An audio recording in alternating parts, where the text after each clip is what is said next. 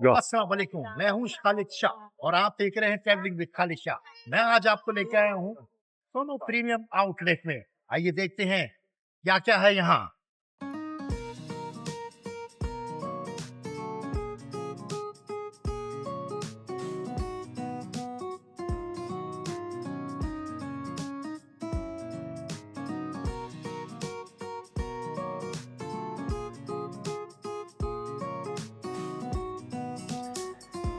अस्सलाम वालेकुम, good afternoon and konnichiwa. तमाम देखने वालों का शुक्रिया जिन्होंने मेरे चैनल को सब्सक्राइब किया और मेरी हौसला अफजाई की।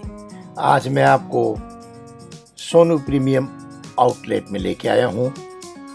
यकीनन आपको बहुत मज़े आएंगे। मैं आपको यहाँ दुनिया भर की दुकानें दिखाऊंगा, ब्रांडेड और लोकल ब्रांडेड, इंटरनेशनल ब्रांडेड और लोकल ब्रांडेड दोनों की यहाँ दुकानें हैं और दोनों के आउटलेट जो हैं बहुत ही सस्ते हैं।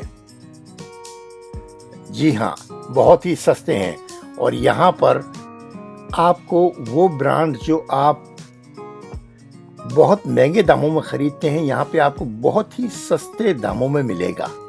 उसकी वजह यह है कि यही आउटलेट का सही मकसद है कि महंगी चीज़ें अपने कस्टमरों तक सस्ते दामों में पहुंचाएं, क्योंकि उनको खुद पता है कि हमारे ब्रांड्स महंगे हैं और इसको हर तबके का आदमी जो है वो उसको अफोर्ड नहीं कर सकता। इसलिए उन्होंने ये आउटलेट सिस्टम निकाला है जिसमें वो अपना ब्रांड सस्ता करके बेचते हैं, जिससे हर तबके का इंसान उनका ब्रांड यूज़ कर सकता है। ये जापान का दूसरा बड़ा आउटलेट है जो 2007 में शुरू किया गया। मैं आपको थोड़ी सी इसकी तफसील बताऊं। मित्सुई आउटलेट जो है, इसके पीछे मित्सुई फुदोसान ग्रुप एक बहुत बड़ी जापान की कंपनी है जिसने सबसे पहले ये आउटलेट खोले जापान में, जो मेरे ख्याल 1995 में थे। और ये किसाराजू, गोताम्बा और माकोहारी, हाँ, ये 3 जगहें थी जहाँ पर इन्होंने सबसे पहले ये ब्रांडेड आउटलेट खोले। इसका वाहिद मकसद ये था कि यहाँ दुनिया भर के बड़े बड़े ब्रांड, जापान के ब्रांड्स को भी आम तौर पर आम लोगों तक सही प्राइस में पहुँचाए जाएं और इससे इनकी इकोनॉमी भी बूस्ट करेगी, क्योंकि यहाँ पर पूरी दुनिया से लोग आते हैं। जितने भी यहाँ पर आउटलेट जापान में बने हुए, यहाँ पूरी दुनिया से लोग आते हैं और ख़ासकर सैटरडे संडे को यहाँ पर बहुत बड़ी बड़ी लाइनें लगती हैं। जिन दुकानों पे 50% 70% सेल होती है, इन हैरानकुन प्राइस होने की वजह से यहाँ पर बहुत ज़्यादा रश होता है और आम दिनों में भी ये काफ़ी बिजी ही रहते हैं। जिस तरह मैंने आपको पहले ही बताया कि जापानीज जो हैं ये शॉपिंग को एंजॉय करते हैं। यहाँ पर विंडो शॉपिंग करने वाले बहुत ही कम लोग आपको नज़र आएंगे। यहाँ पर ज़्यादातर आपको वही लोग नज़र आएंगे जो कुछ ना कुछ ढूंढ रहे होंगे, जो कोई टारगेट, किसी ने कोई जूते टारगेट किए हुए हैं, किसी ने कोई शर्ट्स टारगेट की हुई है किसी ब्रांड की। अब वो यहाँ पे आके चेक करते हैं कि ये इसके प्राइस क्या हैं और जो ओरिजिनल जो इनकी दुकान पे ऑनलाइन भी खरीदे उसके प्राइस क्या हैं। यकीनन प्राइस कम होते हैं और फिर यहाँ पर सेल भी बहुत ज़्यादा लगती है। किसी ज़माने में जब अमेरिका ने ये सिस्टम स्टार्ट किया था आउटलेट का, तो फैक्ट्री आउटलेट अमेरिका में बहुत थी और ये 90s का ही या 90s का ही मेरे ख्याल में दौर था, क्योंकि मैं अमेरिका बहुत रहता था तो मैं वहाँ पे बहुत इंजॉय करता था जाके। बड़े बड़े ब्रांड्स हैं, उनकी बड़ी सस्ती सेलें लगी होती थी। और उसके बाद ये जापान में 90s में ही, उनके बाद अमेरिका के बाद इन्होंने स्टार्ट किया। तो यहाँ पर आपको आपके मतलब की चीज़ बहुत सस्ते दामों में मिल जाएगी। बहुत बड़े और बहुत बड़ी इनकी जो है पार्किंग भी बहुत ही बड़ी है, जो बिल्कुल मुफ्त है और काफ़ी बड़े एरिए पे ये आउटलेट बनाया गया है। इसके चारों तरफ में आप देखेंगे दुकानें हैं, कई इसके पैसेज हैं और इसमें आपको फूड कोर्ट भी मिल जाएगा। यहाँ फूड कोर्ट भी बहुत बड़ा है, जिसमें आपको सारे अच्छे खानों की दुकानें मिलेंगी। जो यहाँ पर ज़रा महंगे खाने हैं उनकी दुकानें मिलेंगी। लोग पीपल एंजॉय करते हैं, क्योंकि जब वो छुट्टियों पर निकलते हैं बाहर, तो छुट्टी का दिन है, चलो ठीक है, थोड़ा सा ज़्यादा भी खर्चा हो गया तो नेवर माइंड।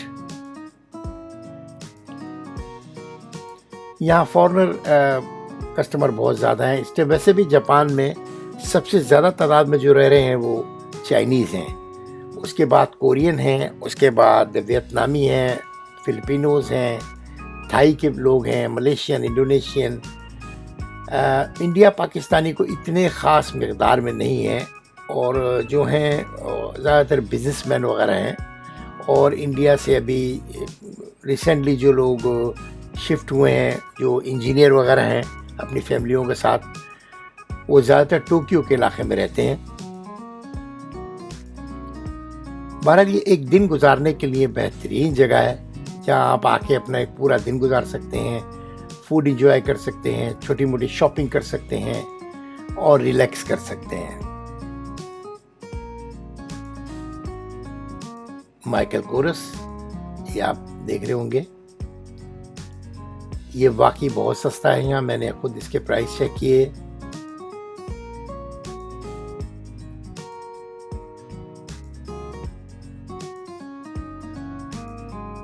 आप तकरीबन हर आदमी के हाथ में कोई ना कोई बैग देखेंगे, तो यानी लोग यहाँ पे खाली घूमने ही नहीं आए, बल्कि शॉपिंग एंजॉय करने भी आए हुए हैं।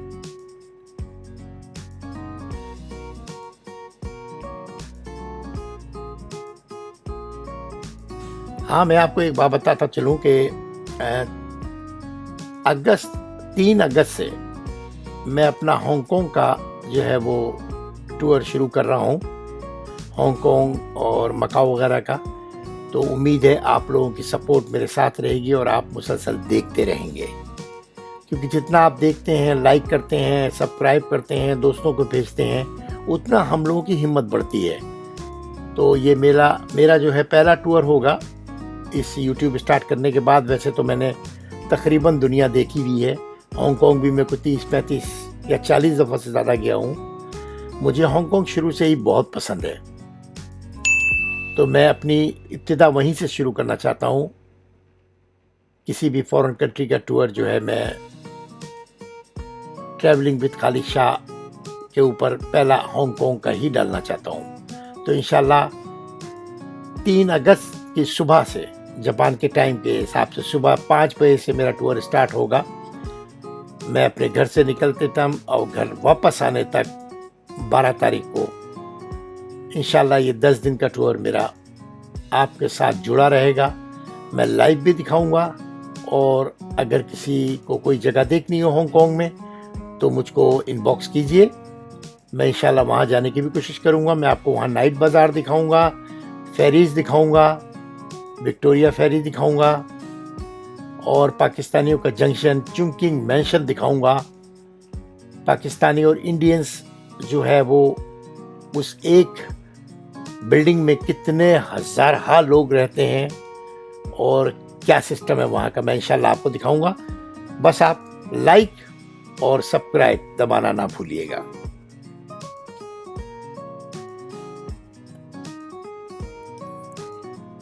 ज़्यादातर लोग फैमिलियों के साथ आए हुए हैं यहाँ, आप देख सकते हैं। कुछ लोग दोस्तों के साथ भी आए हुए हैं, अपनी छुट्टी एंजॉय कर रहे हैं।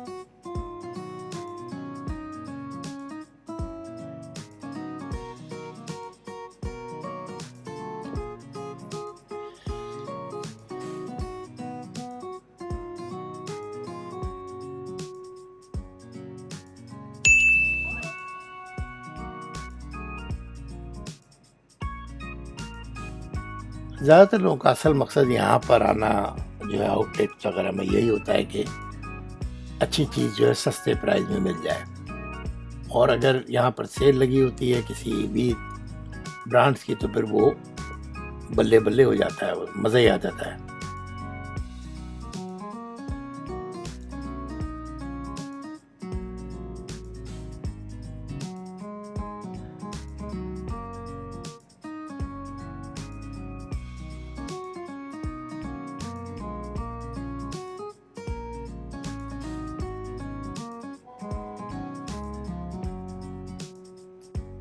ये आउटलेट थोचिगी कैन के इलाके सानो में वाक़या है और इस वजह से ये काफ़ी कन्वीनियंट है। बराकी कैन से लोग आ जाते हैं, साइतामा से लोग आते हैं, थोचिगी में तो ज़ाहिर है आते ही होंगे। और यहाँ टोक्यो से भी बहुत मैंने देखे गाड़ियाँ खड़ी हैं, उनके प्लेट नंबर प्लेट से पता चल जाता है। और चीबा से बहुत लोग आए हुए हैं, हम खुद चीबा से आए हुए हैं। तो यहाँ पर मुख्तलिफ जो है इलाकों के लोग आ सकते हैं, क्योंकि ये सानो है जो काफ़ी दरमियान में है।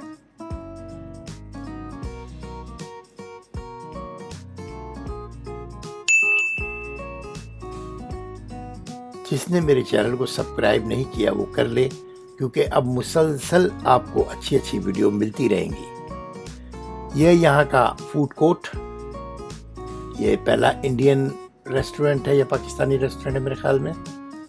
दूसरा ये कोई कोरियन रेस्टोरेंट है, फिर एक जापानीज रेस्टोरेंट है नूडल्स वगैरह का।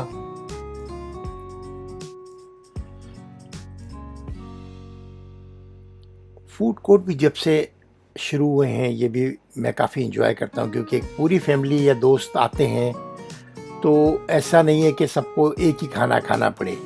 अगर किसी को इंडियन खाना खाना है तो वो अपना ट्रे लेके आ जाता है, और किसी को फ्रेंच का खाना खाना है, किसी को जापानीज सुशी खानी है, किसी को चाइनीज़ खाना है। तो एक ही कमरे के अंदर आपको मुख्तलिफ रेस्टोरेंट की शॉप्स नज़र आ जाएंगी और आप अपने हिसाब से अलग अलग ऑर्डर करें और फिर एक टेबल पे बैठ के एंजॉय करें। तो ये भी एक मुझे मज़ा आता है काफ़ी इसमें। मुझे अभी तक मलेशिया का फूड कोर्ट याद है, बहुत ही बड़ा था और इंटरनेशनल फूड कोर्ट मैं उसे कहूँगा।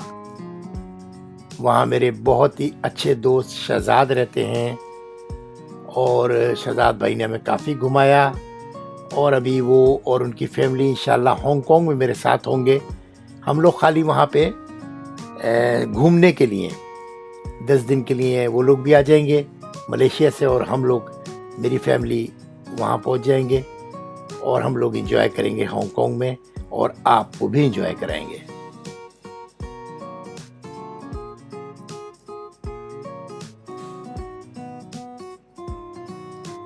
ये छोटी वॉलेट्स और इस टाइप की चीज़ें बेच रही है, लेदर के 100% लेदर के सामान है, की चेन वगैरह। ये छोटे छोटे ठेले लगाए हुए हैं इन्होंने इसे स्टॉल की शक्ल में, और ये लोग भी काफ़ी सेल कर लेते हैं क्योंकि सस्ता होता है तो लोग लेते हैं, सीधी सी बात है। मैं अपनी मिसाल में, मुझे सस्ता लगता है तो मैं लेता हूँ, नहीं तो मैं नहीं लेता। क्योंकि आप जापान में एक और बात है ना, बार्गेनिंग तो कर नहीं सकते। अगर उन्होंने उसके ऊपर 1000 येन लिखा है तो आपने ये देखना है कि ये 1000 का वर्थ करता है कि नहीं करता। आप उसे ये नहीं कह सकते कि तुम मुझसे 500 ले लो, 800 ले लो, जैसे हांगकांग वगैरह और चाइना वगैरह और दूसरी कंट्रीज में है ऐसा।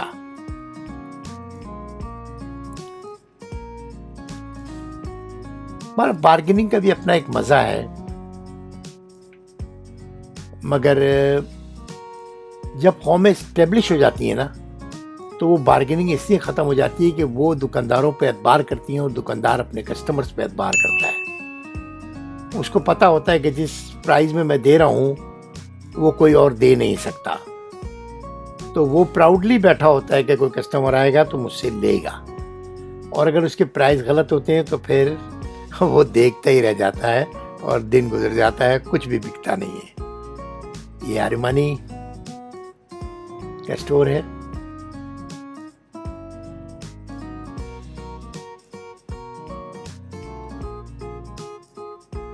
असल में मेरे हिसाब से तो कौमें ईमानदारी पे चलती हैं।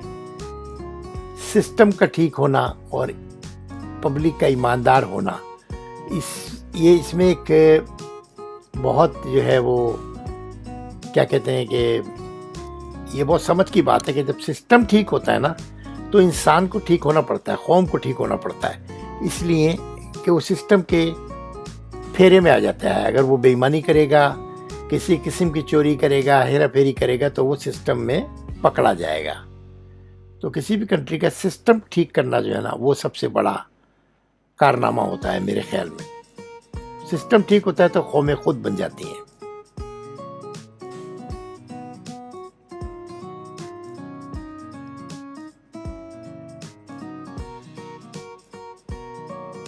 बहुत ही खूबसूरत बनाया है, बहुत ही साफ सुथरा है, और रात मेरे ख्याल 8 बजे तक खुला रहता है ये। तो रात का जो है सीन वो बहुत अलग है, बहुत मज़े का है।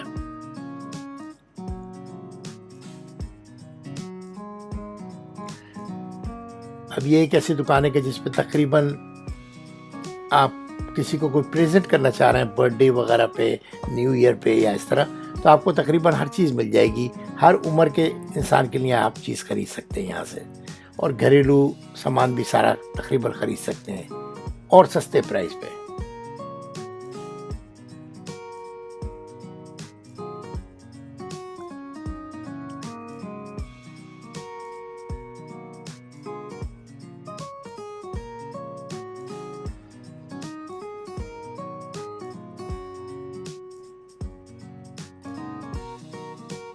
तकरीबन हर आदमी कुछ ना कुछ खरीद के ही जा रहा है, मैंने ये देखा है। क्योंकि यहाँ इंटरनेशनल ब्रांड्स के अलावा लोकल ब्रांड भी बहुत ज़्यादा हैं, कोरियन ब्रांड भी बहुत ज़्यादा हैं। तो वो चाइनीज़ तो हर जगह है, चाइनीज़ तो छाए हुए हैं। यानी इंटरनेशनल ब्रांड और लोकल ब्रांड और मेड इन चाइना तो होता ही होता है। मेड इन चाइना तो पूरी दुनिया में स्टेम है, और ये चाइना की कामयाबी है।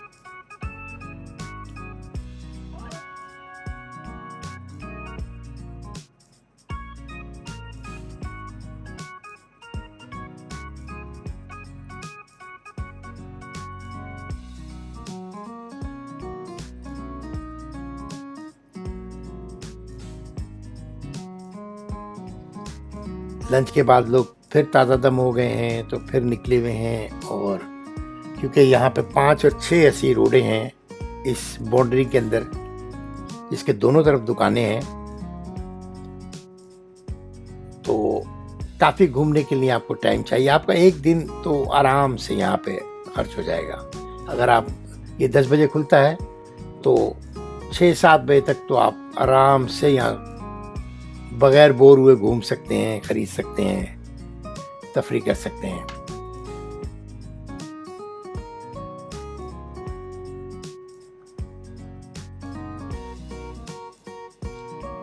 जापान में घूमने की बेइंतहा जगहें हैं। आपको शॉपिंग और घूमने का जो मज़ा जापान में और चाइना में आता है वो कहीं नहीं आता। कोरिया भी ऐसे ही तकरीबन।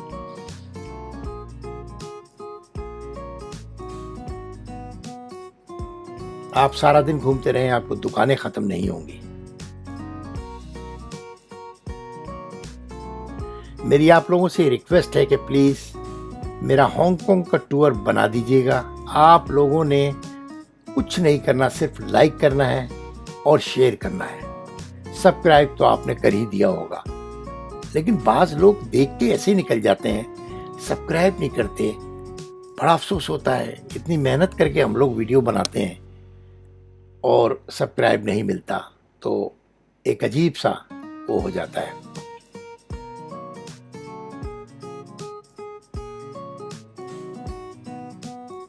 ये आज आपका था सोनो का आउटलेट का। मैं इंशाल्लाह बहुत जल्द आपको एक और जगह लेके जाने वाला हूँ, तो मुझसे जुड़े रहिए और वीडियो चेक करते रहिए जब भी आपको वीडियो मिले। अल्लाह हाफिज़, बाय बाय, फिर मिलते हैं।